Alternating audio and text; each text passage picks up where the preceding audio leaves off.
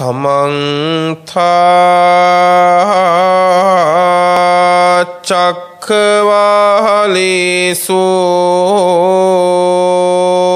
अत्रा गच्छन्तु देवता सद्धम्मं मुनिराजस्य सुनन्तु सग्मुखदं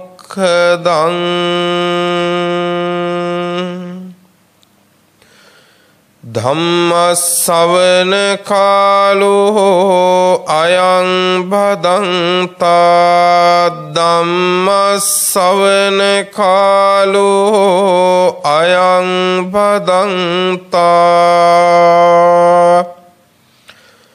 धम्मश्रवण कालो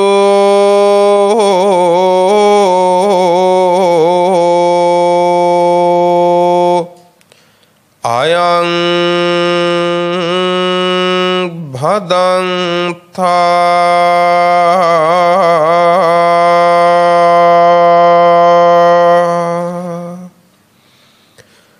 नमो तस्स भगवतो अरहतो सम्मा सम्बुद्धस्स नमो तस्स भगवतो अरहतो सम्मा सम्बुद्धस्स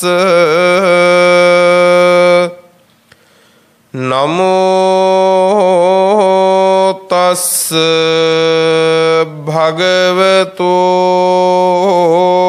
अरहतो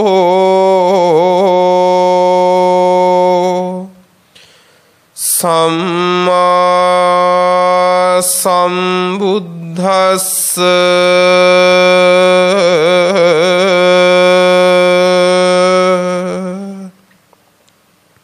अत्ति बिक्कवे समत निमित्तं अव्यंग निमित्तं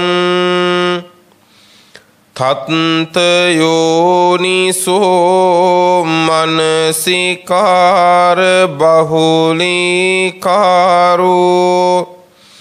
अयमहारो अनुपं नस्वा समाधि सम्बुजंगस्स उपादाय उपं नस्वा समाधि सम्बुजंगस्स भीयो भावाय विपुलाय भावनाय पारिपूर्या संवत्ति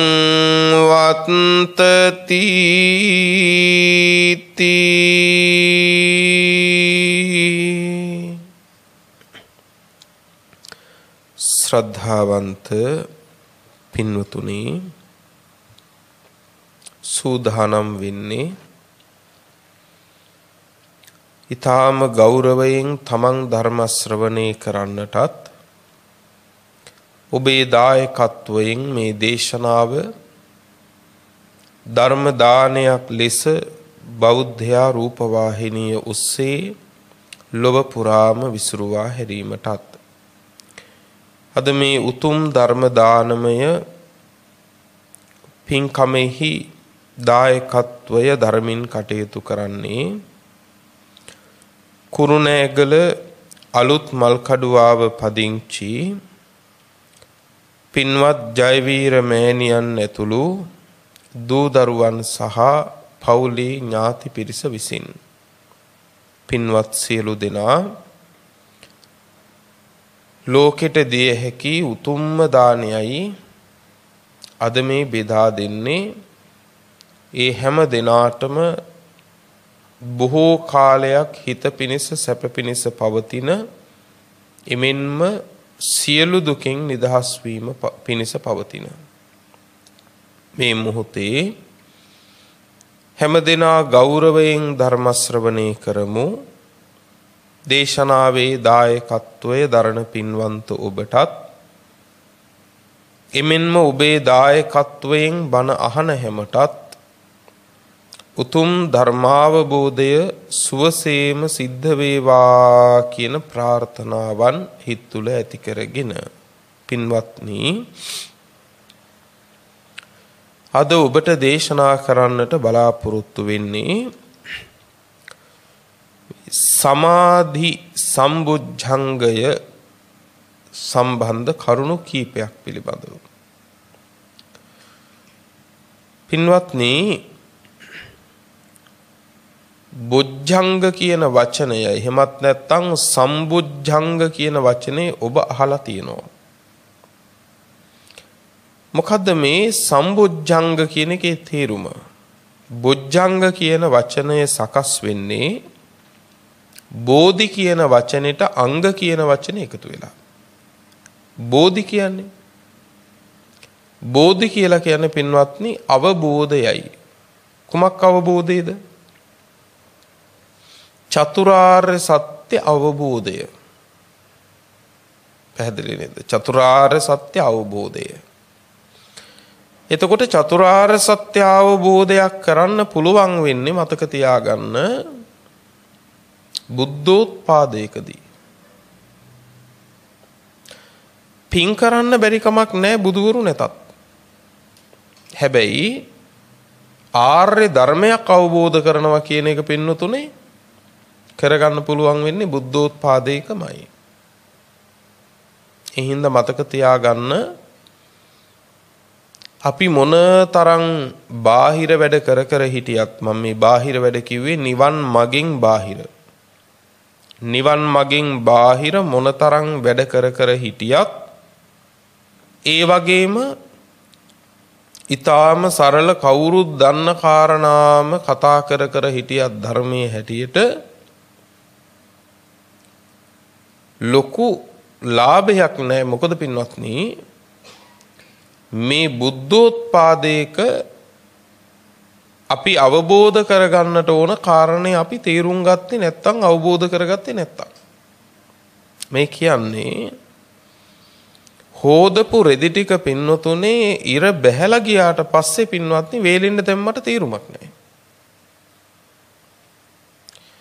එතකොට බුද්ධෝත්පාදයක තමයි පින්වතුනේ චතුරාර්ය සත්‍ය ධර්මයක් අවබෝධ කරගන්න පුළුවන්. එය අවබෝධ කර ගැනීම පිණිස පින්වත්නි මේ මොහොතේ වීරිය කරන්නේ නැත්නම් එයින් මෙහා පැත්තේ පින්වත්නි මොනවා කර හිටියත් ඒක ලොකු ලාභයක්. ඒක ලොකු ලාභයක් නෙමෙයි. සංසාරේ සැප විපාක ලබනවා වෙන්න පුළුවන්. දිව්‍ය තලවල උපත ලබනවා වෙන්න පුළුවන්. නමුත් බුදුවරු පහළ වුණේ ඒ කරුණ ඉෂ්ට කරන්න නෙමෙයි.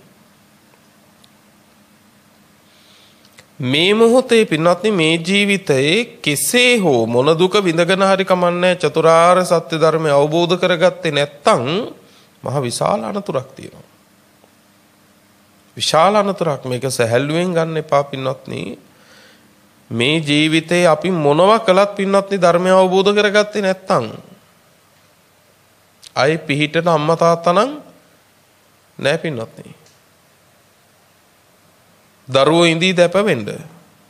දරුවෝ අපවෙන්න නෑ ඉදාල පින්වත්නි. දේශනාවක් තියෙනවා පොක්කරණී කියලා. පොක්කරණී කියලා කියන්නේ දිය විලට. එක මහ විශාල දිය විලක් තියෙනවා කට මට්ටම් පිරිලා. කොච්චර පිරිලාද කිව්වොත් කපුටෙකුට උනත් පින්වතුනේ වතුර බොන්න පුළුවන් තරම් එක පිරිලලු. කොහොම දිය විලක්ද? යොදුන් 50ක් දිගයි, යොදුන් 50ක් පළලයි, යොදුන් 50ක් ගැඹුරයි. පොඩි එකක් නෙවෙයි.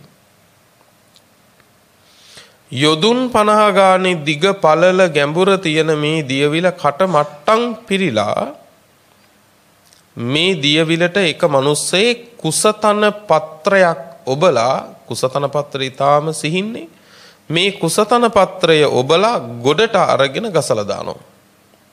දැන් මේ කුසතන පත්‍රයටත් වතුර ස්වල්පයක් හරි එනවද නැද්ද? එනවා. ඒක අරන් ගසලා දානවා. බුදුහාමුදුරුවෝ අහනවා දියවිලේ වතුර වැඩිද නැත්නම් කුසතන පත්‍රයට ආපු වතුර වැඩිද කියලා. උත්තරේ අමුතුවෙන් කියන්න ඕනේ නෑනේ. බුදුහාමුදුරුවෝ ඊළඟට වදාළේ මොකද්ද? මහණෙනි මේ ජීවිතයේ මේ ලැබිච්ච මොහොතේ ධර්මය අවබෝධ කරගත්තේ නැත්නම් මේ කියන්නේ කාටද? මේ කියන්නේ කාටද පින්නත් නේ? ඒ කියන්නේ අපිට නෑ. මොකද ඔයත් නිවන් දැකලා ඉන්නේ නේද? ඔබ ජාති ජරා මරණ දුරු කරලා දින්නේ නෑ. දැන් මේ හුඟක් අය ඉන්න කරන්න තියෙන හරියක් කරන්න තියෙන්නේ හාමුදුරුවන්ට වගේ. අපිටත් කරන්න හරියක් තියෙනවා. හැබැයි ඔය ඇත්ත හොයනුවෙන් නිවන් දකින්න අපිට බෑ. ඒ නිසා ඔය ඇත්තන්ගේ කොටස ඔය ඇත්ත කරගන්නත් ඕනේ. මොනවා වුණත් ඉතින් අපි ගිහියෝනේ කී සංසාරේ පුරෝ හතර අපාය පුරෝ ඉන්නත් පුළුවන්. පුරුදු වැඩේනේ නේද? බුද්ධාන්තර ගණන් අපි ඔක නොකලත් නෙවෙයිනේ. මේක බුදුන් සරණ යන නිවන් පතන ශ්‍රාවකයන්ට කියන කතාවක්. මොකද්ද කියන්නේ? මේ මොහොතේ ධර්මය අවබෝධ කරගත්තේ නැත්තම් අතීත සංසාරේ යම් දුකක් වින්දානම් ඒ දුක කුසතන පත්‍රයට ගත්තු වතුර ටික වගේ කිව්වා. ධර්මය අවබෝධ නොකර මැරුණොත් මේ කියන්නේ ඔබට වෙන එක වෙන කාටවත් නෙවෙයි. ඔබට වෙන දේ මේ කියන්නේ ඔබ ධර්මය අවබෝධ නොකර අදරේ හරි මැරුණොත් එතනින් එහා පැත්තේ විඳින්න තියෙන දුක දිය විලේ තියෙන වතුර වගේ කිව්වා. අතීත සංසාරේ විඳ දුක කුසතන පතට ගත්තු වතුර වගේ නම් විඳින්න තියෙන දුක දිය විලේ වතුර වගේ නම් පින්වත්නි හිතා ගන්න පුළුවන් අපි කොහොම අනතුරක් ඉස්සරහද මේ කේක් කපන්නේ කියලා. නේද? අපි කොහොම අනතුරක් ඉස්සරහද මේ සාද පවත්වන්නේ කියලා හිතා ගන්න පුළුවන්ද දැන්? අන්න ඒ නිසයි මේ මොහොතනම් ඉක්මව ගන්න එපා පින්වත්නි. ආය අප වෙන්න නම් වදාපු අම්මා හදාපු තාත්තා තමන් වදාපු දරුවෝ තමන් හදාපු දරුවෝ නෑ. සත්‍ති සත කියලා සූත්‍රයක් තියෙනවා. බුදුහාමුදුරෝ දේශනා කරන එක මිනිස්සෙක් අල්ලගෙන මේ මිනිස්සයාට උදේම අනිනවා කිනිසි පාරවල් 100ක්. බුදුහාර අහනවා කිනිසි පාරවල් 100ක් යනොත් දුකද්ද සැපද්ද කියලා. ස්වාමීන් වහන්සේලා වදාලා බුදුහාමුදුරනේ 100ක් අනින්න ඕනේ නැහැ. එක කිනිසි පාරක් යන්නත් ඒක දරන්න බැරි දුකක් නේ. දැන් උදේට අනිනවා කිනිසි පාරවල් 100ක්. ඒ මනුස්සයා මැරෙන්නේ නැහැ. දවල්ට අනිනවා කිනිසි පාරවල් 100ක්. රැටත් අනිනවා කිනිසි පාරවල් 100ක්. දැන් දවසකට කිනිසි පාරවල් 300ක්. දවසකට කිනිසි පාරවල් 300 ගානේ කකා මේ මනුස්සයා ජීවත් වෙනවා මැරෙන්නේ නැතුව අවුරුදු 100ක්. මේ උපමාවක් කියන්නේ. දවසකට කිනිසි පාරවල් 300 ගානේ කකා මේ මනුස්සයා ජීවත් වෙනවා අවුරුදු 100ක්. බුදුහාරව අදාලා මහණෙනි එහෙම දවසකට කිනිසි පාරවල් 300 ගානේ කකා අවුරුදු 100ක් එහෙම ජීවත් වුණාට පස්සේ හරි චතුරාර්ය සත්‍ය ධර්මය අවබෝධ වෙනවා කියලා කියනවා නම් කමක් නැහැ කියනවා. කැමැත්තෙන් මේ කිනිසි පාරවල් ඉවස ගන්න කියනවා. කැමැත්තෙන් මේ කිනිසි පාරවල් ඉවස ගන්න කියනවා. එහෙම හරි අවබෝධ වෙනවා නම් ඇයි එහෙම හරි අවබෝධ නොවුනොත් ඊළඟට විඳින්න තියෙන දුක කිනිසි පාරවල් කෑවට වඩා අතිශයින්ම වැඩි කියනවා. බුදුහාමුදුරුවෝ මේ ටික දේශනා කළේ පින්වත්නි කොහොම අනුකම්පාවකින් කියලාද හිතන්නේ අපිට? නේද? වදාපු අම්මා දරුවා ඉස්සරහා තියෙන ස්වල්ප මාත්‍ර අනතුර දකින්නවා වගේ පින්වත්නි, ඒක අම්මට ලොකු අනතුරක් නේ. නේද? ඒක දරුවා නොදන්නාකමට අතපත ගන්න ගියාට ඒ දරුවට සෙනෙහේ ඇති අම්මට ඒක ලොකු අනතුරක්ද නැද්ද? ලොකු අනතුරක්. දරුවා මැරෙන මට්ටමේ අනතුරක් වෙන්න ඕනේ නැහැ. පුංචි සීරීමක් වුණත් ඒක අම්මට ලොකු අනතුරක්. එතකොට හිතන්න බලන්න, සාරා සංඛ්‍ය කල්පලක්ෂයක් නියත විවරණ ලැබූදා පටන් පමණක් පින්නතුනේ අපිව ගොඩ දමන්න සංසාරේ ආපු උතුමන් වහන්සේ අපි ඉස්සරහා තියෙන අනතුර ගැන කොහොම අනුකම්පාවකින්ද මේ දේශනා කරන්න නැත්තේ? ඒ කියලා තේරෙන්නේ නැත්තම්, ඒ කියලත් මේ කන බොන එක ලොකුයි නම් නේද? ඒ කියලත් පින්වත්නි ආය මේ කාම වස්තු ටිකෙන් උද්දාම වෙන එක ලොකුයි නම් එහෙව් ශ්‍රාවකයන්ට තව බුදුවරු කොච්චර පහළ වුණත් ඇති ඵලය මොකද්ද? අන්න ඒ නිසයි කිව්වේ බෝධි කියලා කියන්නේ චතුරාර්ය සත්‍ය ධර්මය අවබෝධ කර ගැනීමයි. හැබැයි ඒ සඳහා මේ ලැබෙන ක්ෂණය ඔබ වේවා මම වේවා යොදිවේ නැත්තම් එතනින් පස්සේ නම් පින්වත්නි ලේසි නෑ මේ සංසාරයෙන් ගැලවෙනවා කියන එක. ඇයි? සසර ගෙවෙන්නේ වැඩිම කාලයක් බුදුවරු ඇතුව නෙවෙයි, බුදුවරු නැතුව. අන්න ඒ චතුරාර්ය සත්‍ය ධර්මය සඳහා අවබෝධය සඳහා පවතින නුවණක් තියෙනවනේ. ඒ චතුරාර්ය සත්‍ය ධර්මය අවබෝධ කරගන්න නුවණක් තියෙනවනේ. අන්න ඒ නුවණ ඇතිවීමට අංග වන නිසා තමයි බොජ්ජංග කියලා කියන්නේ. තේරුණා නේද? බෝධි කියන්නේ චතුරාර්ය සත්‍ය ධර්මය අවබෝධ කර ගැනීමයි. ඒ අවබෝධ කර ගැනීම සඳහා නුවණට අංගවන කරුණු නිසා කියනවා බොජ්ජංග කියලා. බොජ්ජංග ධර්මය කියන්නේ චතුරාර්ය සත්‍ය ධර්මය අවබෝධයේ පිණිස පවතින නුවණට අංග වන්නා වූ කාරණා. අංගයන් කීයක් තියෙනවද? මේ කියන්නේ බොජ්ජංග ධර්ම කීයද? 7යි. බොජ්ජංග ධර්ම 7යි. මොනවද මේ බොජ්ජංග ධර්ම 7? පළවෙනි එක සති සම්බොජ්ජංගය. 2 ධම්ම විචය සම්බොජ්ජංගය. 3 පීති සම්බොජ්ජං විරිය සම්බොජ්ජංගය. 3 විරිය සම්බොජ්ජංගය. 4 පීති සම්බොජ්ජංගය. 5 පස්සද්ධි සම්බොජ්ජංගය. 6 සමාධි සම්බොජ්ජංගය. 7 උපේක්ඛා සම්බොජ්ජංගය. මේ බොජ්ජංග ධර්ම 7න් සමාධිය ඇතිවීමට කරුණු උපකාර වන අංග කීපයක් වෙනස තමයි පින්වත්නි මේ දේශනාව කරන්නේ. දැන් කවුරුත් පින්වත්නි භාවනාව යම් යම් ප්‍රමාණ වලින් හෝ ආරම්භ කරලා තියෙනවා. එක්කෝ ආරම්භ කරන්න හිතේ තියෙනවා. එක්කෝ කරගත්තේ නැහැනේ කියලා තැවෙන අයත් ඉන්නවා. ඒක තමයි කිව්වේ නූපන් කුසල් ඉක්මනට උපද්දවා ගන්න ඕන. උපන් කුසල් මොකද කරන්න කිව්වේ? දියුණු කරගන්න කිව්වේ. නේද? සමහර විටකදී අපි දන් දෙනවා. දානමය පුණ්‍ය ක්‍රියා වස්තුව හරි. හැබැයි සීලය සම්පූර්ණ වෙලා නැහැ සමහරුන්ගේ. එහෙනම් දැන් ඒ පුණ්‍ය ක්‍රියාව ඒ කුසලයේ ආරම්භ ගන්න ඕන.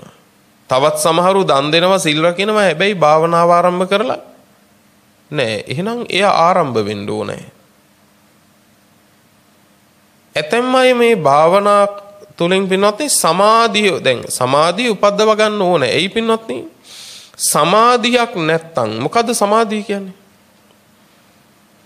කුසල චිත්ත ඒකග්ගතා. මොකද්ද සමාධිය කියන්නේ? කුසල චිත්ත ඒකග්ගතා. ඒ කියන්නේ කුසල් සිතක එකඟ භාවය. පැහැදිලි නේද? කුසලය කෙරෙහි සිත එකඟ කර ගැනීම. ඒක තමයි සමාධිය. කුසල් සිතෙහි එකඟකම පින්වත්නි සමාධිය. එතකොට පින්වත්නි සමාධියක් නැත්තම් ඒ හිත බොහෝම විසිරිච්ච හිතක්. විසිරිච්ච හිතකින් ධර්මයේ දකින්න පුළුවන්ද බැයිද? විසිරිච්ච හිතකින් ධර්මයේ දකින්න බෑ. වික්කිත්ත චිත්තෝ නේකග්ගෝ නච සද්ධම්මං නච පස්සති. විසිරිච්ච හිතෙන් ධර්මයේ දකින්න බෑ. දැන් අපි හිතමු මෙහෙම දෙයක් උපමාවක් කිව්වොත් විදුලි පන්දමක. විදුලි පන්දමක පින්වත්නි බල්බය තියෙන කොටසේ බල්බය විතරක් තියලා අනෙක් වටේ ආවරණය අයින් කළොත් එහෙම ඒ ආලෝකයේම තියෙනවා නමුත් බලන්න උවමනා දේ බලා ගන්න පුළුවන්ද? බලන්න උවමනා දේ බලා ගන්න බෑ. ඇයි? බල්බයේ ආලෝකේ විසිරිලා. හැබැයි පින්වත්නි ඒ බල්බය වටා ඇති ආවරණ කොටස මනාව සවි කළාට පස්සේ මොකද වෙන්නේ? විසිරෙන ආලෝකය ඉලක්කගත කරනවද නැද්ද? විසිරෙන ආලෝකය එක තැනකට යොමු කරනවා. අන්න පින්වත්නි කුසල් සිතක එකඟතාවය කියන්නේ ඔන්න ඔය වගේ එකක්. දැන් ඔබේ හිත විසිරිලාද නැද්ද තියෙන්නේ? ඔබේ හිත විසිරිලාද නැද්ද තියෙන්නේ? මොනවයිද විසිරෙන්නේ? විසිරෙන්නේ කොහොමද කියලා දැනගන්න බෑ. මොනව නිසාද විසිරෙන්නේ? මොකටද විසිරෙන්නේ? විසිරෙන්නේ පන්ධනං චපලං චිත්තං දුරක්ඛං දුන්නිවාරයන් කියවනේ. මේ හිත අරමුණක් පාසා සැලෙනවා. රකින්න අමාරුයි. හරියට මොන වගේද?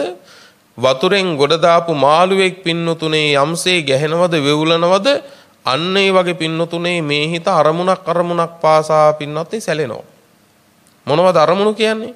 ඇහැට පේන ඒවා, කනට ඇහෙන ඒවා, දිවට දැනෙන ඒවා, නාසයට දැනෙන ඒවා, ශරීරයට දැනෙන ඒවා, හිතට එන සිතිවිලි. නේ ඔය ඔස්සේ මාරුවෙන් මාරුවට තොර තෝංචියක් නැතිව පින්නත් අරමුණු ඔස්සේ දුවනවද නැද්ද හිත? දුවනවා පින්වත්නි. ඉතින් මේ සිතකින් ධර්මයේ දකින්න බෑ. ඒ නිසා සිත එකඟ කිරීම තමයි පින්වත්නි සමාධිය කියලා කියන්නේ.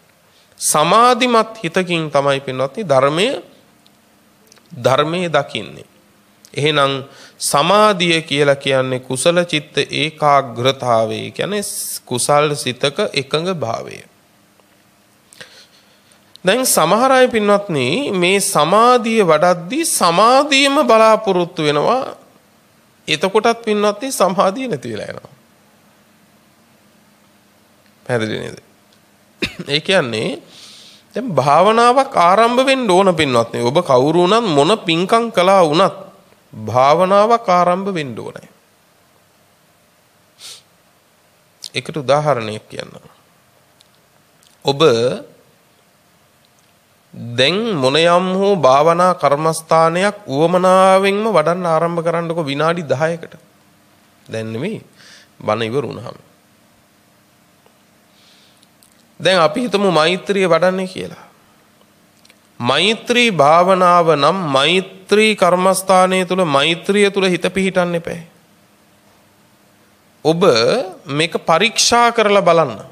ඔබ ගැන විනාඩි 10ක් භාවනා කරන්න ආරම්භ කරලා මෛත්‍රියෙන් පුළුවන් ද බලන්න විනාඩි 10ක් යනකම් මෛත්‍රී සිත පවත්ව ගන්න. බලන්නකෝ ඒක කරලා පුළුවන්ද කියලා. විනාඩි 10ක් ඒ මෛත්‍රිය තුලම සිත තියාගන්න පුළුවන්ද? එහෙම නැත්තම් බලන්න මේ හිත අහලා නැති, දැකලා නැති, දන්නේ නැති, වැදගැම්ම කර නැති දේවල් ඔස්සේ දුවනවද නැද්ද කියලා. හරි. හැබැයි ඒ කලහ ඒ සිහියට එනකොට එන්නේ පෙර කරපු පිංද පෙර තමන් රැකපු සිල්ද ඒවද කියලාත් බලන්න නැත්තම් කෙලවරක් නැති වැඩකට නැති ඇලෙන දේවල් ගැටෙන දේවල්ද එන්නේ කියලාත් අද ඔබ පරීක්ෂා කරලා බලන්න.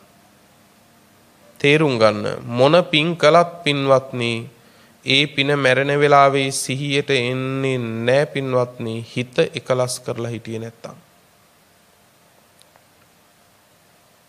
හරි. රෙදි හේදුවට මදි. හොදපු රෙදි පිළිවෙලකට අල්මාරිය අහුරන්න ඕන. එහෙම වුණොත් තමයි හදිස්සියට ඕන ඇඳුම ගන්න පුළුවන් වෙන්නේ. පැහැදිලි නේද? ඒ නිසා පින් කරනවා වගේම අනෙක් පැත්තෙන් පින්නත් භාවනාවෙන් සිත එකලස් කිරීම පටන් ගත යුතුමයි. ඇතමෙක් කියනවා මං දවසකට දෙවාරයක් මෛත්‍රිය වඩනවා කියලා. එහෙම කරනවන්නේ. ඒක හොඳයිද නරකයිද? දවසකට දෙපාරක් මෛත්‍රිය වඩන එක හොඳයිද නරකයිද? මට නම් ඒකේ හොඳක් පේන්නේ නැහැ පින්නත්. ඒක මට නම් පේන්නේ නරකයි. ඇයි? මේ කියන්නේ එකවරක් මෛත්‍රී වරණ එක හොඳයි කියලා නෙවෙයි. දෙපාරක් මෛත්‍රී වඩනවා කියලා කියන්නේ ඉතුරු වෙලාවෙම ඉන්නේ මෛත්‍රිය නෙවෙයි කියන එකනේ. මං ඒක නිසයි නරකයි කිව්වේ. යමෙක් කියනවා නම් මං දවසකට දෙපාරක් මෛත්‍රී වඩනවා කියලා ඒ දෙපාර ඇර ඒ කියන්නේ ඒ එකපාරකට විනාඩි 20ක් නම් යන්නේ දෙපාරට විනාඩි 40යි. පැය 24න් ඒ විනාඩි 40 හැරුණකොට අනික් වෙලාවේ මගේ හිතේ මෛත්‍රිය නැහැ කියන එක නෙවෙයිද මේ කියන්නේ?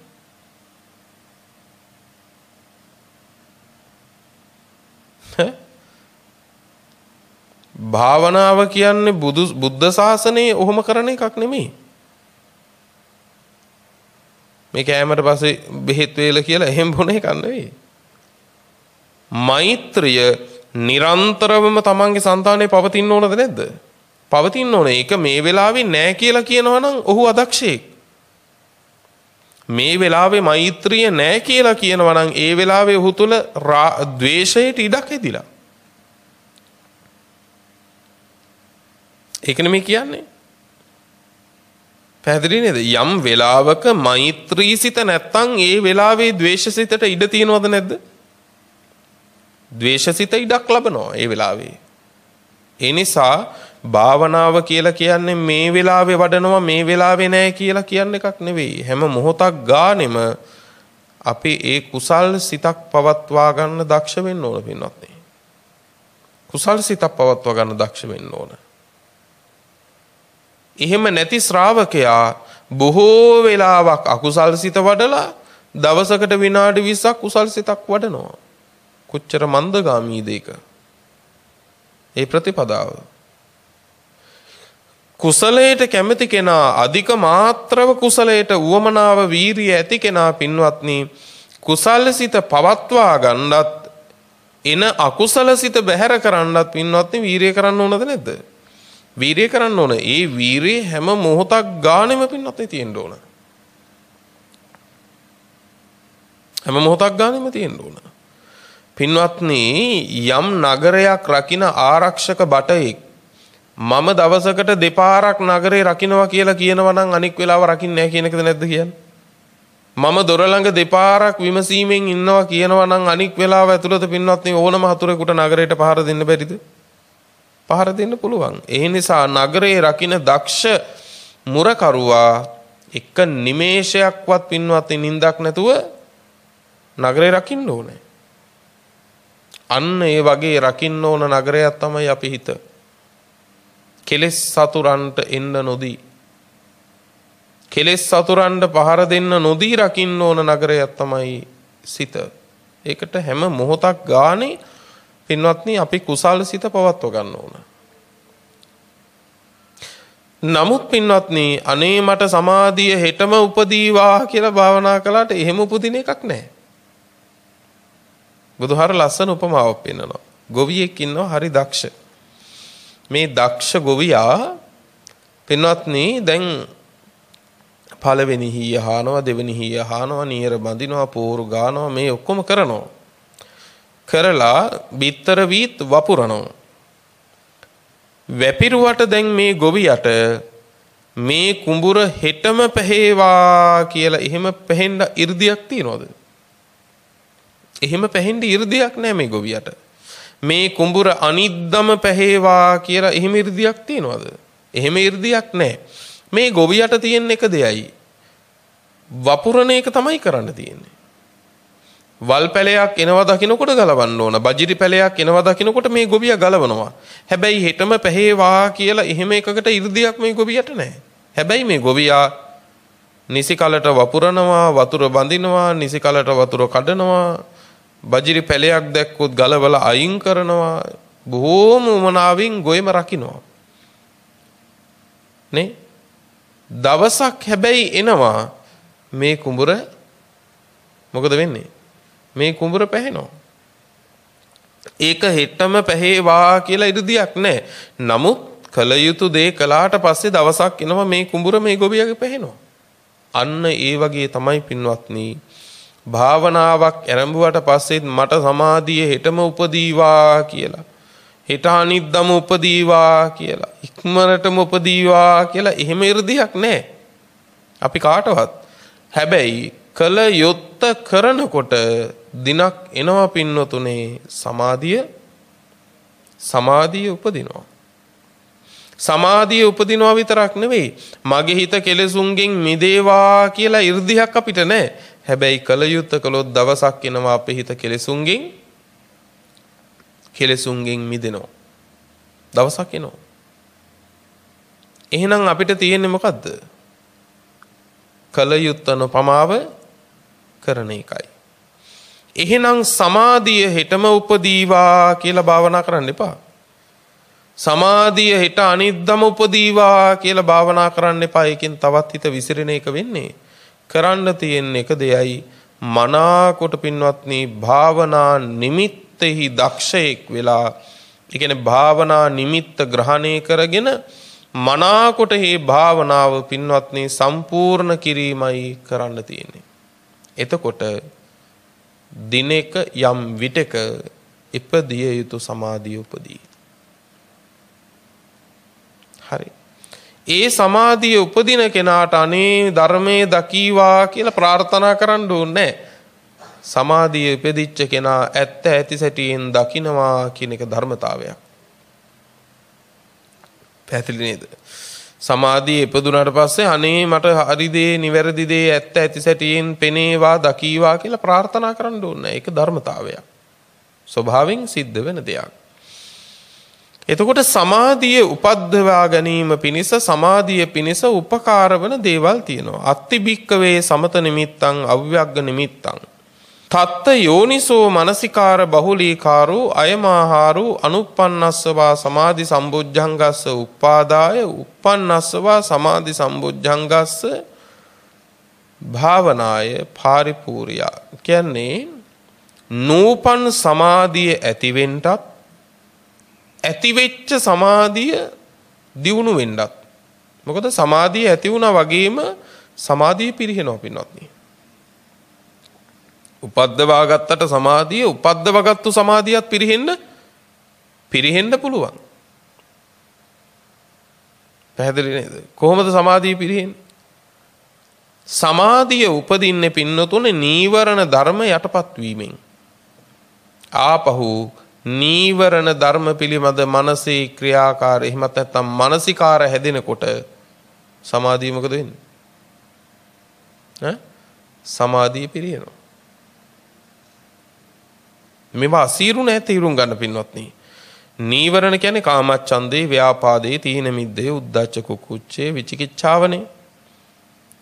ඒ නීවරණ වලින් හිත ගලවාගෙන හිත යටපත් මේ නීවරණ යටපත් කරගෙන සමාධිය උපද්දව ගත්තත් යම් වෙලාවකදී ආයෙත් කාම අරමුණු ආවට පස්සේ සමාධිය මොකද වෙන්නේ? සමාධිය පිරීලා යනවා. ඒකට කියනවා සමාධියේ කෙලෙසීම.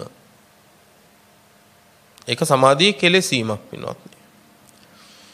දැන් එතකොට නූපන් සමාධිය උපද්දව ගන්නත් උපන් සමාධිය දියුණු කර ගැනීමටත් ප්‍රධාන ආහාරය බවට පත්වෙන්නේ පින්වත්නි යෝනිසෝ මනසිකාරය, සිහිනුවණින් යුක්ත මෙනෙහි කිරීම. පැහැදිලිද? සිහිනුවණින් යුතු මෙනෙහි කිරීම. ඊළඟට වදාලා ඒකා දස ධම්මා සමාධි සම්බොජ්ජංගස්ස උපාදාය සංවත්තති. 11 කාරණයක් කරුණු 11ක් තියෙනවා නූපන් සමාධිය උපදීමට හේතු වෙන. හරි ලස්සනයි මේ ටික. නූපන් සමාධිය ඇති වෙන්න උපකාර වෙන කරුණු කීයද තියෙන්නේ? කරුණු 11ක් තියෙනවා. එතකොට කරන්න තියෙන්නේ මෙන්න මේ කාරණාවන් තමා තුළ ඇති කරගනිමින් භාවනා කර්මස්ථානයේ යෙදීම. එතකොට සමාධිය උපදිනවා. මේ කාරණා 11 යෝනිසෝ මනසිකාරයේ පවතින්න ඕන. පළවෙනිම කාරණය වත්තු විසද කිරියතාවේ. වත්තු විසද කිරියතා කියලා කියන්නේ අභ්‍යන්තර සහ බාහිර කියන වස්තුන්ගේ පිරිසුදුකම. ඔන්න භාවනා කරනවා නම් මේ නිවන් මාගේ වීරිය කරනවා නම් සමාධිය උපද්දව ගන්න, ඒ උපද්දව ගන්න කෙනා පළවෙනියටම අභ්‍යන්තර කාරණා පිරිසුදු කරගන්න ඕන. අභ්‍යන්තර කාරණා කියන මොනවද? දත මදින්න ඕන, මූණ හොදන්න ඕන, කෙස් ටික කපන්න ඕන, නියපොතු කපන්න ඕන. නාලා කියලා පිරිසුදු වෙලා දිනපතාම නාලා හරි පින්වත්නි ඒ කායික පිරිසුදුකම පවත්ව ගන්න ඕන. හරි වැදගත් දෙයක්. සමහරු හිතනවානේ පින්වත්නි කිලුට වුණාම ඒකත් අමුතු තපසක් කියලා. අපිරිසිදුවට ඉන්න එකත් අමුතු තපසක් කියලා හිතන අයත් ඉන්නවා. ඔහොම ලස්සනට ඉන්න ඕනේ, ඔහොම ඉන්න ඕනේ නෑනේ. හරියට පැහැදෙනවා සමහරු හරි රූක්ෂව නාන්නේ නැතුව හිටපුවාමත් පැහැදෙන අය ඉන්නවා. ධර්මයේ දන්නේ නැති කම නිසා. එහෙම එකක් නෑ. අභ්‍යන්තර වස්තුන් පිරිසුදු වෙන්න ඕන. යන්නේ කෙස් රැවුල් කපලා නාලා කියලා. ඒ පිරිසුදුකම පිළිවෙල හොඳට තියෙන්න ඕනේ. ඒක තමයි අභ්‍යන්තර වස්තුන්ගේ පිරිසුදුකම. දෙක බාහිර වස්තුන් පිරිසුදු වෙන්න ඕන. අඳින පැළඳුම ඉන්න තැන. සමහරුන්ගේ gedara බලපුවාම හිතේ හැටි කියන්න පුළුවන්. නේ? ඕනම කෙනෙක්ගේ ඉන්න තැන දිහා බලපුවාම හිතේ හැටි කියන්න පුළුවන්. එයාගේ හිත එකඟ හිතක්ද නැද්ද කියලා. නිදන ඇඳ බලපුවාම පින්වත්නි කියන්න පුළුවන් මෙයා ශාන්ත පැවතුම් ඇති කෙනෙක්ද නැද්ද කියලා. සමහරුන්ගේ හිතේ අපිලිවෙල තමයි gederin පේන්නේ. එනිසා ඒවා පිළිවෙලට තියෙන්න ඕන. පිරිසිදුවට තියෙන්න ඕන. ඒ පිරිසිදු වුණාම තමයි පින්වත්නි ඕක පළවෙනි කාරණය සමාධිය ඇතිවීමට උපකාර වෙන. බලන්න කොච්චර වැදගත් කාරණාද මේවා කියලානේ. අපි හිතනවා ඌව එකක්වත් ඕන ඌව ඔක්කොම අතහැරලා දාලා භාවනා කරන්න ඕනේ කියලා. එහෙම එකක් නැහැ. හැබැයි පිරිසිදු කර ගැනීම කියන්නේ සැරසීම නෙවෙයි.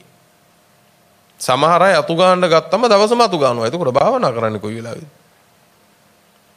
සුද්ධ කරන්න ගත්තම කෙලවරක් නැතුව පින්වත්නි සුද්ධ කරන්න පටන් ගන්නවා. මිදුලේ කොලයක් පේන්න බෑ අතු ගන්න පටන් ගන්නවා. ඉතින් එහෙම කරොත් නම් ඒකෙන් සමාධිය වඩන්න බෑ. ඒ කාරණේම ප්‍රදාන කරගන්න ඕනේ. ඒ ටිකට යම් වෙලාවක් වෙන් කරලා ඉක්මනට ඉවර කරගෙන පුළුවන් තරම් වෙලාව ඉතුරු කරගෙන අර සමාධිය පිණිස වෑයම් කරන්න ඕනේ.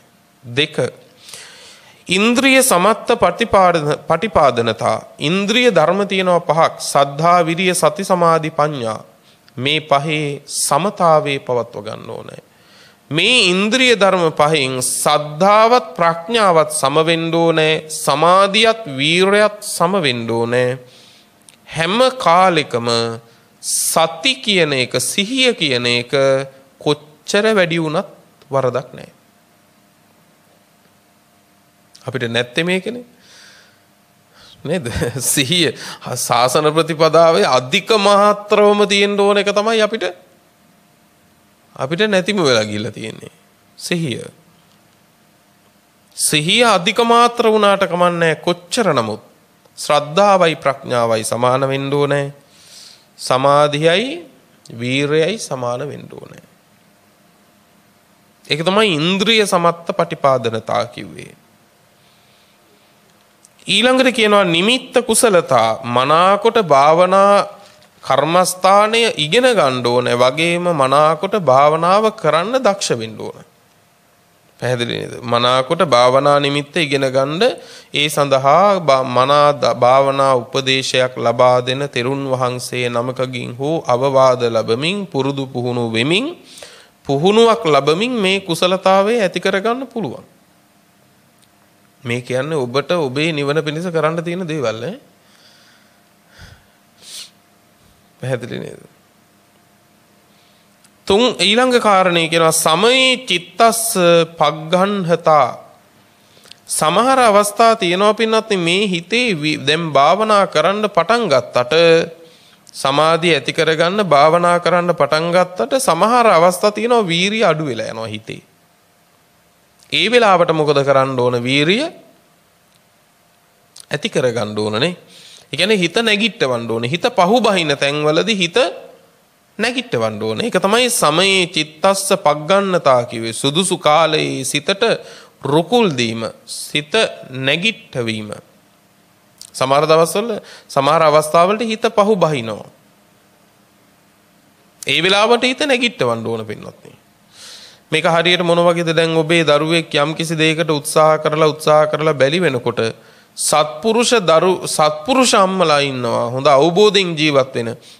ඔයාට ඕක කරන්න බෑ කියලා කිව්ව ගමන් ඒ දරුවට බෑම කියලා තහවුරු වෙනවා. නමුත් සමහර සත්පුරුෂ මව්වරු ඉන්නවා නෑ ඔයාට ඕක කරන්න පුළුවන්. මාත් ඔයත් එක්ක ඕක ඉවර වෙනකන් ඉන්නවයි කියලා අර දරුවගේ හිත නැගිටවනවද නැද්ද? දරුවගේ හිත නැගිටවනවා. එතකොට ඒ දරුවා අමාරුවෙන් හරි ආයි වීර්යය කරනවා. අන්න ඒ වගේ පින්වත්නි සිතට රුකුල් දෙන්න ඕන වීරිය පිරිහෙන කාලෙදී. ඒ සඳහා පීති සම්බොජ්ජංගය, විරිය සම්බොජ්ජංගයේ සහ ඊළඟට පින්වත්නි වඩන්න ඕන ධම්ම විචය සම්බොජ්ජංගය කියන මේවා. ඒ වයින් උපකාර ගත්තම පින්වත්නි අර සිත ආපහු නැගිටිනවා. ඊළඟ එක සමයේ චිත්තස්ස නිග්ගන්නතා. සමහර අවස්ථා තියෙනවා සිතට නිග්‍රහ කරන්න ඕන අවස්ථා. ඒ කියන්නේ චිත්ත වේගය වැඩි වුණාමත් හිත විසිරෙනවා පින්වත්නි. චිත්ත වේගය වැඩි වුණාමත් හිත විසිරෙනවා. එතකොටත් සමාධියට ගන්න බෑ. පැහැදිලි නේද? එතකොට අපිට සිද්ධ වෙනවා මේ චිත්ත වේගය අඩු කරන්න. මොකද සමහර තාම මට කිසි ඵලයක් නැහැ නේ කියලා සමහර ලාගදී මේ හිත විසිරෙන්න පුළුවන්. එතකොට සිද්ධ වෙනවා පින්වත්නි සමතාවයකට ගන්න හිත. පැහැදිලිද? අන්න ඒ සඳහා පින්වත්නි මොකද්ද කරන්න තියෙන්නේ? පස්සද්ධි සම්බුද්ධංගය, සමාධි සම්බුද්ධංගේ සහ උපේක්ඛා සම්බුද්ධංගේ කියන බුද්ධංග ධර්ම වඩන්න ඕනේ. එහෙම වඩනකොට පින්වත්නි ආයේ සිත සමතාවයකට එනවා. අර අධික වෙච්ච චිත්ත වේගයේ නැවත අඩු වෙලා පිහිටනවා පින්වත්නි. ඊළඟ එක තමයි සමයේ පින්වත්නි සමයේ සම්පහංසනතා. සුදුසු කාලයේ සිත සතුටු කරන්න ඕන. ඒ කියන්නේ සුදුසු කාලයේ සිත සතුටු කරන්න ඕන කියන පින්වත්නි භාවනාව ප්‍රඥාවෙන්මයි කෙරෙන්න ඕන. ප්‍රඥාවෙන් තොර භාවනාවක් නැහැ. ප්‍රඥාවෙන් තොර භාවනාව නිවන අරමුණු කරන්නේ නැහැ. ඒ නිසා ප්‍රඥාවෙන් යුතුවම භාවනාව කරනකොට යම් වෙලාවක හරියට ප්‍රඥාවෙන් අනුග්‍රහයක් ලැබෙන්නේ නැත්නම් ඒ භාවනාවට ඒ භාවනාව තුල සතුටක් නැහැ. ඒ භාවනාව තුල සතුටක් නැහැ. දැන් ඒක හරියට උදාහරණයක් කිව්වොත් සරල මතු පිට උදාහරණයක් කිව්වොත් අපිට ඔය ඉස්කෝලේ යන කාලේ භාවනා කරන්න දුන්නානේ. ඒ කාලේ මොකද වුනේ? කැමැත්තෙන් කළාද? නෑ. ඒ කාලේ භාවනා කරනවා කියන්නේ වැලිකඩ යවනවා වගේ. ඒ තරම් ඒක දුෂ්කර දෙයක්ද නැද්ද? දුෂ්කර දෙයක්. ඇයි ඒ? භාවනාව පිළිබඳව සංසාරේ පිළිබඳ නිවනේ සුවය පිළිබඳ මේ කිසිම වැටහීමක් නැතිකම. නමුත් දැන් ඒ ටික තේරෙනවා. දැන් භාවනාවට වෙලාවක් නැහැ. ඒ නිසා මේ භාවනාව තුල සතුටින් යෙදෙන්න නම් ප්‍රඥාවෙන් අනුග්‍රහයක් තියෙන්න ඕන. ඒ ප්‍රඥාවෙන් අනුග්‍රහයක් නැති වුනහම ආස්වාදයක් නැහැ, සතුටක් නැහැ භාවනාව ඇතුලේ. අන්න එතෙන්දී ඒ ආස්වාදේ ලබා ගන්න ක්‍රමයක් තියෙනවා. බුදු ගුණ ආදිය මෙනෙහි කරන්න ඕන. පැහැදිලිද? බුදු ගුණ ආදිය මෙනෙහි කරන්න ඕන. තවත් එකක් තියෙනවා. සංවේග වස්තුවට මෙනෙහි කරන්න ඕන. මොනවද සංවේග වස්තුවට? පළවෙනි එක ජාතිය, ඉපදීම. 2 ජරාව, වයසට යෑම. 3 ව්‍යාධිය, ලෙඩවීම. 4 මරණය. 5 අපායේ උපත. අපාය උපත මෙනෙහි කරන්න ඕන. 3 අතීත සංසාර දුක. අතීත විඳ දුක්. ඊළඟට අනාගත සංසාර දුක්. අනාගත සංසාරේ දුක. 8 වෙනි සංවේග වස්තුව තමයි ඔබට අත්දැකීම් බහුලවම තියෙන ආහාර සෙවීමේ දුක. ආහාර සෙවීමේ දුක. මෙන්න මේවා සිහි කිරීමෙන් මෙනෙහි කිරීමෙන් පින්වත්නි අර සිතට ප්‍රඥාවෙන් අනුග්‍රහය දීලා භාවනා කර්මස්ථානය තුල සතුටු පද්දව ගන්න පුළුවන්. ඊළඟට සමාධි සම්බොජ්ජංගය ඇතිවීම පිණිස උපකාර වන්නා වූ කාරණේ තමයි පින්වත්නි සමයේ අජ්ජුපෙක්කනතා. දැන් මනාකොට වීරිය පිරෙහෙන්නෙත් නැතුව වීරිය වැඩි වෙන්නෙත් නැතුව ඊළඟට හිත සතුටු වෙමින් ආස්වාද ලැබමින් මනාකොට දැන් භාවනාව කෙරෙනවනේ. කෙරෙනවා නම් අමුතු දෙයක් නොකර ඒ විදිහටම එය පවත්වාගෙන යන්න ඕන. මේ කාරණා හතරම එකට අරන් කිව්වොත් කලක සිත සතුටු කරන්න, කලක සිතට නැගිටවන්න ඕන, කලක සිතට නිග්‍රහ කරන්න ඕන, කලක සිතට සතුටු කරන්න ඕන, තවත් තැනක මැදහත් වෙන්න ඕන. පින්වත්නි ගොවියෙක් තමන්ගේ ගවයා දක්කගෙන කුඹරට යනකොට ඒ ගවයා කෙරෙහි ගොවියා පිළිපදින ක්‍රම කීපයක් තියෙනවා. සමහර විටකදී ගවයා හරීම අලසව යනවා පින්වත්නි. ගොවියට උවමනා වේගයට ගවයා එන්නේ නැහැ. එතකොට මොකද වෙන්නේ? ගොවියට සිද්ධ වෙනවා පින්වත්නි මේ ගවයාගේ වේගය වැඩි කරගන්න කෙවිටි පාරක් ගහන්න. තවත් සමහර වෙලාවල් තියෙනවා මේ ගවයා යනවා ගොවියට ඕන නැති වේගින්. නේ? එදා ඒ වෙලාවට ගොවියට මොකද වෙන්නේ? මොකද කරන්න වෙන්නේ? කෙවිටි පාරක් ගහලා හරියනවද? කෙවිටි පාරක් ගහලා හරියන්නේ නැහැ ඒ වෙලාවේ. ඒ වෙලාවේ කරන්න ඕන පින්වත්නි ලඩුවෙන් ඇදලා අල්ල ගන්න ඕන. තවත් සමහර වෙලාවල් තියෙනවා පින්වත්නි මේ ගවයා පින්වත්නි මනාකොට වැඩේ ඉදින අවස්ථා. නේ? ඒ වෙලාවට කෙවිටි පාරවල් ගහලත් බෑ. ලණුවෙන් ඇදලත් බෑ.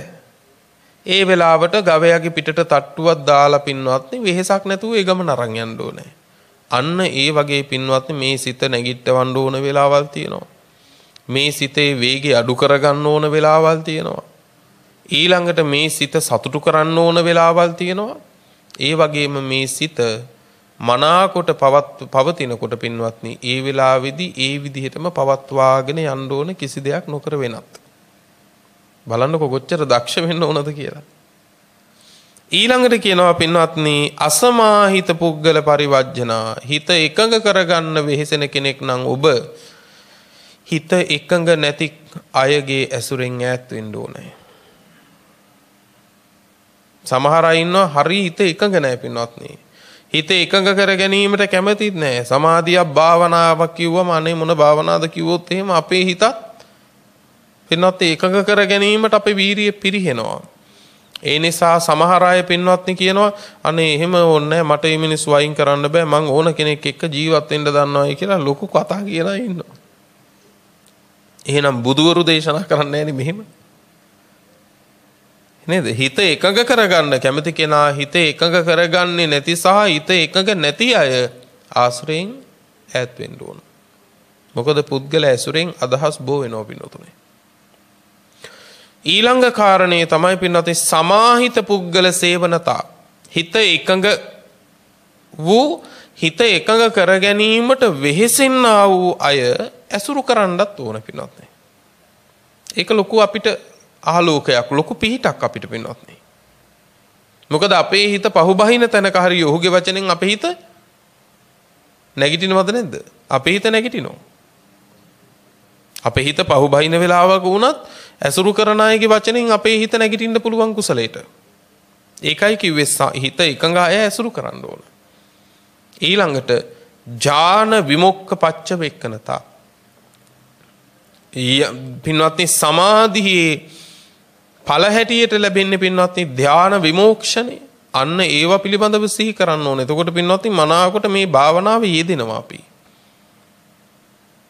අවසන් කාරණේ තදදි මුත්තතා හැම මොහොතකම හැම ආකාරයකින්ම හිතේ එකඟ භාවය ඇති කර ගැනීම පිණිසම පින්වත්නි ක්‍රියාත්මක වෙන්න ඕන. ඒකයි කිව්වේ මේ වෙලාවේ මං ළඟ භාවනාවක් නැහැ කියලා කියනවා නම් ඔහු අදක්ෂයෙක්. මේ වෙලාවේ මගේ ළඟ භාවනාවක් නැහැ කියලා කියනවා නම් ඔහු අදක්ෂයෙක්. ඔහුගේ හිත විසිරෙන්න ඉඩ ඕන තරම් තියනවද නැද්ද? ඕන තරම් තියෙනවා. දැන් ඔය ඇත්තන්ට තේරෙනවා ඇති කරුණු ටික ඇහුවා කරන්න නම් අමාරුයි කියලා. කරන්න නම් අමාරුයි කියලා. ඔය ටික අමාරුවෙන් හරි කරේ නැත්නම් ඊළඟට තියෙන අමාරුව ඊටත් වඩා වැඩි හැබැයි.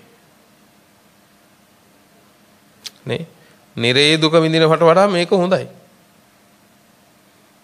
ප්‍රේතයෝ වෙනවට වඩා සෙමසොටු කන්න මේක හොඳද නැද්ද? මොන වීරිය කරගෙන හරි මෙතනින් ගැලවෙන එක හොඳයි. ලෙඩෙන් හොඳ වෙන්න ඕන වුණාම පින්නොතුනේ කටු ගහනකමුත් ඉවසන්න වෙනවා. තිත්තම තිත්ත බෙහෙත් තුනත් හිත හදාගෙන බොණ්ඩ වෙනවා. ඒක ලෙඩක් හොඳ කරගන්න. මේ සංසාර ලෙඩ හොඳ කරගන්න ඉතින් මේ හැම දෙයකම පින්නොතුනේ අපි අධික මාත්‍රව වෙහෙසෙන්න වෙනවා. මොකද මේ තියෙන්නේ දුක් කෙලවර කිරීමක්. ඔබ සියලු දෙනාට උතුම් නිවන පිණිස දේශනාව හේතු වේවා කියන ප්‍රාර්ථනාවෙන් දේශනාව නිමාවටපත් කරනවා.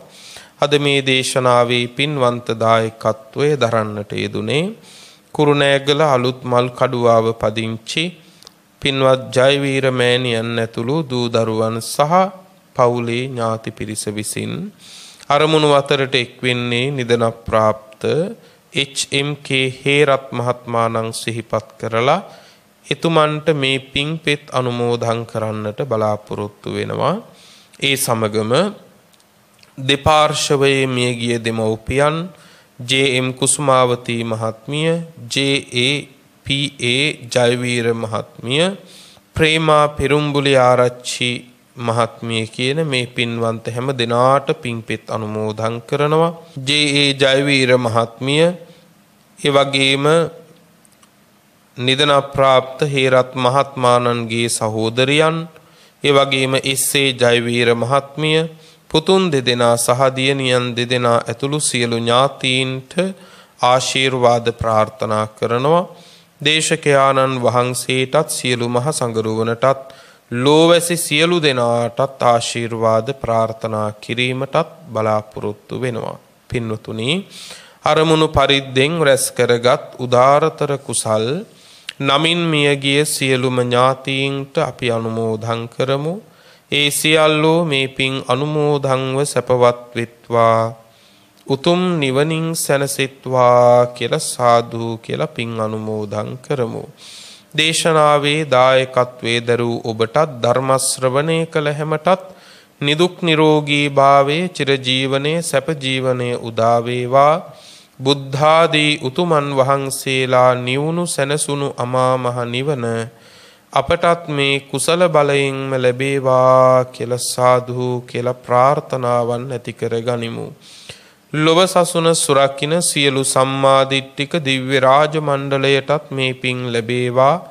ප්‍රාර්ථනීය බෝධීන් මුදුන්පත් කොටගෙන උතුම් නිවනින් දෙවියෝද සැනසෙත්වා කියලා සාදු කියලා දෙවියන්ටත් පින් අනුමෝදන් කරමු. ආකාසට්ඨා ච බුම්මට්ඨා දේවා නාග මහිද්దికා පුඤ්ඤන්තං අනුමෝදිත්වා චිරං රක්ඛන්තු ලෝක සාසනං චිරං රක්ඛන්තු ධම්ම දේශනං චිරං රක්ඛන්තු ත්වං සදා. පුරා අවුරුදු 25ක් ලෝතුරා සම්මා සම්බුදුරජාණන් වහන්සේ ළඟ ඉඳලා උන්වහන්සේට සියාතින් උපස්ථාන කළ අග්‍ර උපස්ථායක වූ මහා පිං ඇති ආනන්ද මහරහතන් වහන්සේ පින්වතුනේ මෙහෙම ප්‍රාර්ථනාවක් කළා. දස බල සේලප්ප භවා නිබ්බාන මහා සමුද්ද පරියන්තා අට්ඨංග මග්ග සලිලා ජින වචන නදී චිරං වහතු. දස බල බුදුරජාණන් වහන්සේ නම් මහ පර්වතය මුදුනින් හටගත් අමා මහ නිවන නම් මහසයුර කෙලවර කොට ඇති ආර්ය අෂ්ටාංගික මාර්ගය නම් සිසිල් දිය පිරුණු ඒ උතුම් තථාගත බුද්ධ වචනය නම් වූ ගංගාව අපමණ සත්වයින්ගේ අනන්ත සංසාර දුක්ගිනි නිවාලමින් තව බොහෝ කල් ගලා බසීවා.